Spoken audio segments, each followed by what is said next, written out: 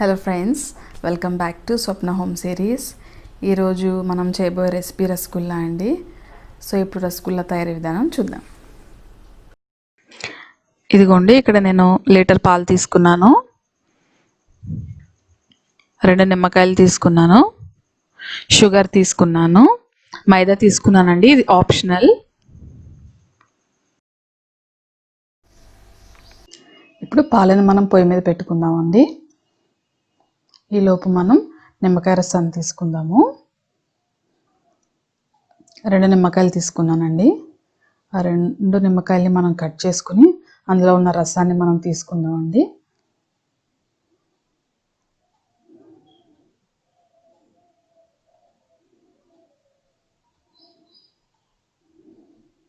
So ఈ నిమ్మకాయ రసాన్ని కూడా మనం డైరెక్ట్గా పాల్లో వేయకూడదండి. దీన్ని మనం కొంచెం వాటర్, ఇంకొక 4 స్పూన్స్ వాటర్ పోసుకుని దాన్ని మనం డైల్యూట్ చేసుకున్నాం. ఇదిగోండి, మన పాలు మరిగిపోయాయండి. సో ఇప్పుడు మనం ఇంకా స్టవ్ ఆఫ్ చేసేసుకోవచ్చు. స్టవ్ ఆఫ్ చేసేసుకుని మనం పక్కన పెట్టుకుందాం, దించేసుకుందాము. ఇదిగోండి, పాలు పక్కన పెట్టుకున్నామండి. ఇప్పుడు ఇందులోనికి మనం నిమ్మరసం కొంచెం కొంచెంగా వేసుకుంటూ కలుపుకుందామండి.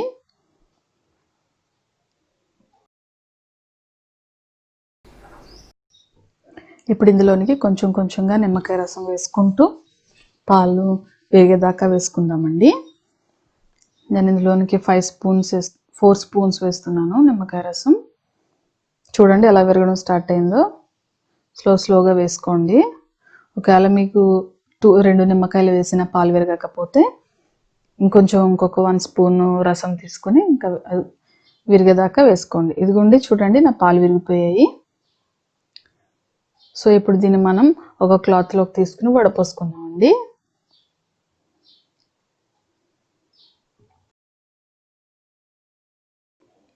ఇప్పుడు ఒక కాటన్ క్లాత్ తీసుకున్నామండి. ఆ కాటన్ క్లాత్లోకి మనం ఈ పన్నీర్ని అంతా కూడా యాడ్ చేద్దాము. ఈ పన్నీర్ని అంతా యాడ్ చేసి మనం వాటర్ని అంతా తీసేద్దామండి. వాటర్ స్క్వీజ్ చేసేటప్పుడు ఒక 3-4 టైమ్స్ మాత్రమే ఇట్లా స్క్వీజ్ చేయండి. మరి ఎక్కువగా గట్టిగా స్క్వీజ్ చేసేస్తే అందులో వాటర్ అంతా పోతే రసగుల్లా సరిగ్గా రాదండి. కొంచెమైనా మాయిశ్చర్ ఉండాలండి. అలాగని ఎక్కువ వాటర్ ఉన్నా సరే రసగుల్లా రాదండి. ఇది కొంచెం మీరు మైండ్లో పెట్టుకోండి. సో ఇందాక వాటర్ అంతా స్క్వీజ్ చేసేసామండి. ఇదిగోండి, ఇప్పుడు ఇందులోకి మనం ఫ్రెష్గా వాటర్ని యాడ్ చేసుకుని ఒకసారి మళ్ళీ ఇట్లా కలుపుకుందామండి. సో ఇందులో ఏదైతే పులుపు ఏదైనా ఉంటే కనుక పోతుందండి బయటికి. సో అందుకని ఒకసారి మళ్ళీ స్క్వీజ్ చేసుకుందాము మంచినీళ్ళు వేసుకుని. ఇట్లా ఒక 5 టైమ్స్ స్క్వీజ్ చేస్తే సరిపోతుందండి. అందులో ఉన్న వాటర్ అంతా బయటకు వచ్చేస్తుంది.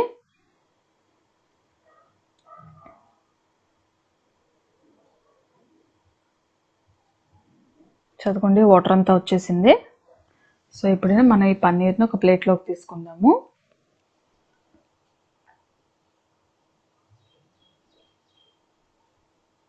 ప్లేట్లోకి పన్నీర్ తీసుకుని దీన్ని బాగా కలుపుకుందామండి పన్నీర్ని. ఎందుకంటే డైరెక్ట్గా ఉండాలి చుడితే రాదండి. సో బాగా మిక్స్ చేయాలండి మనం దాన్ని. సో మనం చేతితో చపాతీ పిండి ఎట్లా ఉతుకుంటామో అట్లా దీన్ని కూడా కలుపుతూ ఉండాలండి. చూడండి, ఎక్కడ తడి లేదు, కొంచెమే తడి ఉంటుంది, మాయిశ్చర్ ఉండాలి కొద్దిగా. సో దీన్ని బాగా మనం కలుపుకుందాం ఇప్పుడు ఒకసారి.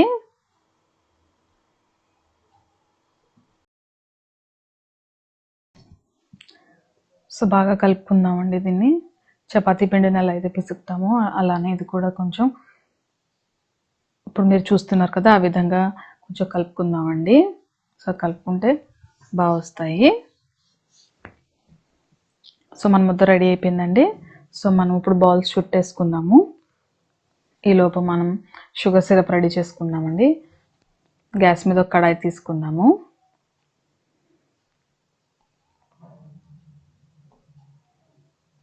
కడాయి తీసుకున్నానండి. అందులో 2 కప్స్ షుగర్ యాడ్ చేస్తున్నానండి.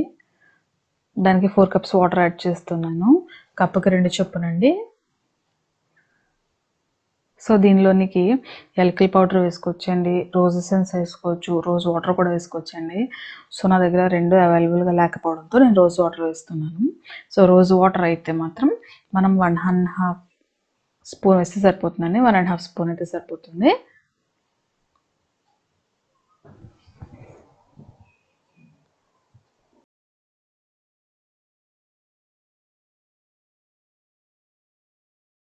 సిరప్ రెడీ అయిపోయిందండి. అందులోనికి నేను హాఫ్ సిరప్ తీసి పక్కన పెట్టుకున్నానండి బౌల్లో. ఆ హాఫ్ సిరప్లో నేను 1 మోర్ కప్ యాడ్ చేస్తానండి వాటర్. సో అది మరిగిపోయాక నేను బాల్స్ ఇందులో వేసేస్తున్నానండి. బాల్స్ అన్నీ వేసేద్దాము. వేసేసాక మనం మూత పెట్టేద్దాము. మూత పెట్టేసి ఒక 10 మినిట్స్ ఉడికించుకుందామండి, మంచిగా ఉడికిపోతాయి.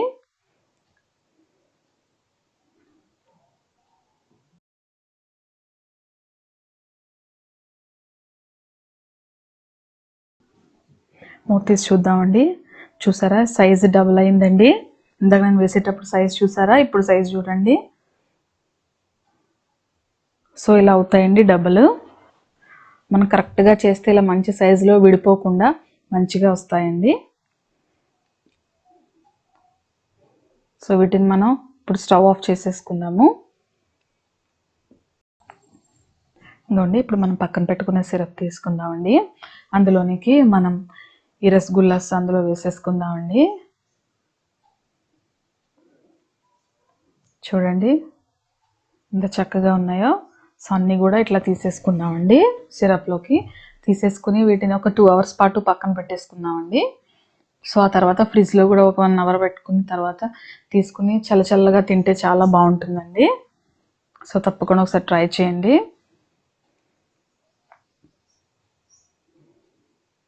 చూసారా, ఇదిగోండి మన రసగుల్లాస్ రెడీ అయిపోయాయి. ఇదిగో చూసారా, మన రసగుల్లా రెడీ అయిపోయాయండి. ఈ రెసిపీ మీకు నచ్చినట్లయితే లైక్ చేయండి, షేర్ చేయండి, అలాగే సబ్స్క్రైబ్ కూడా చేయండి. ఓకేనా, బాయ్.